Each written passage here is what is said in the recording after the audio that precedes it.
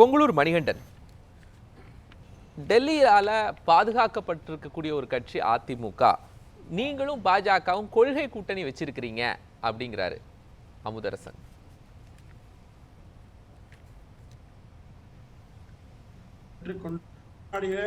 Ride கீழ் மாடியில கூட்டணி பேச்சுவார்த்தை என்று நெருக்கடி கொடுத்து அந்த சீட்டுகளை தாரை பார்த்து கொடுத்து யாருங்க? திமுக 18 ஆண்டு காலம் தொடர்ச்சியாக மாறி மாறி ஜனதா கட்சியும் சரி, காங்கிரஸோ பிஜேபியோ யார் ஆட்சிக்கு வந்தாலும் தங்களுக்கு வேண்டிய மந்திரிகளை வேண்டிய துறைகளை பெற்றுக்கொண்டு வளமாக வளம் கொடுக்கிற வாழ்க்கையை வாழ்ந்த திமுகவினர் எப்பவாவது சுயாட்சி விழித்து அன்றைக்கு மத்தியில் ஆட்சி செய்த போது பேசிட்டாங்களா? இல்ல சுயாட்சி பெற்றுக்காங்களா? சார் விட்டு கொடுக்கல இல்ல சார், விட்டு தேவை யார் விட்டு கொடுத்தாங்க? யாருமே கிடையாதுங்க. அதாவதுங்க வாங்கி கொடுத்தாங்களா? கவர்னர் ஏன் நீக்கல? அதிமுக ஒழிக்கல.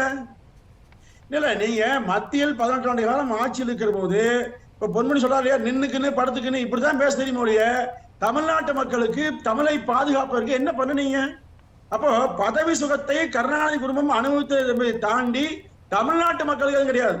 அந்த கருணாநிதி மக்களுக்கான ஆட்சியா இருந்தோடைய தமிழ்நாட்டு மக்களுக்கு எதை செஞ்சான்னு பாருங்க. நீங்க 18 ஆண்டு கால மந்திரி சபை காவிரி பிரச்சனை கொடுத்துட்டீங்க. நான் அடுத்த கேள்விக்கு உங்கள்கிட்ட வந்துடுறேன். திமுக வெர்சஸ் அதிமுக கூட்டணி அப்படிங்கிற இடத்துல நீங்கள் இன்னும் யாரெல்லாம் இணைக்க போறீங்க? ஏன்னா ஏற்கனவே அதிமுக விஜயோடு பேச்சுவார்த்தை நடத்தி இப்படி நிறைய விஷயங்கள் தகவல் வந்துச்சு. ரைட் நோ இப்போ விஜய் தனியாக களத்துக்கு வராரு. திமுகவை எதிர்க்கிறதுக்கு ஒரு பலமுனை போட்டியா இது இருக்குதா? அதாவது சார், பிஜேபியோடு அதிமுக கூட்டு வைப்பது அதிமுகவின் விருப்பம், அதிமுக எடுக்கிற முடிவு. இதை கேள்வி கேட்க திமுகவுக்கு உரிமை இல்லை. ஆனா ஐயா ஐயா ஐயாங்கிறாங்க.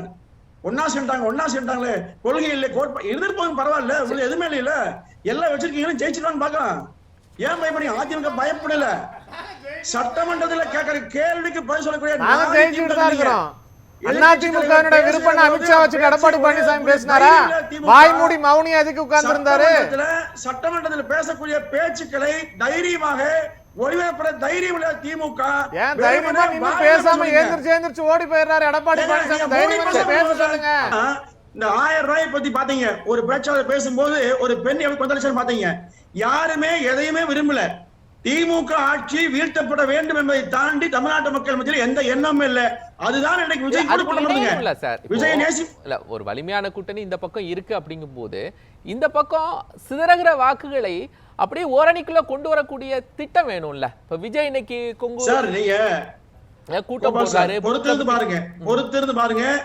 அதிமுக தலைமையில் அமைகிற இந்த கூட்டணி மிகப்பெரிய வலிமை கொள்கை கூட்டணி பேசுறாங்க.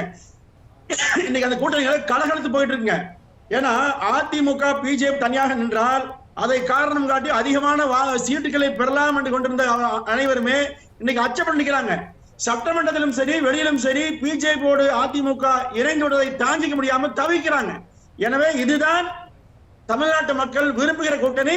இந்த கூட்டணி இவங்க 1000 விமர்சனம் பண்ணலாங்க. விமர்சனங்கள் எல்லாம் தவிடுபடியாகி நிச்சயமாக தமிழ்நாட்டில் திமுகவை திரு ஸ்டாலின் அரசை வீழ்த்த வேண்டும்.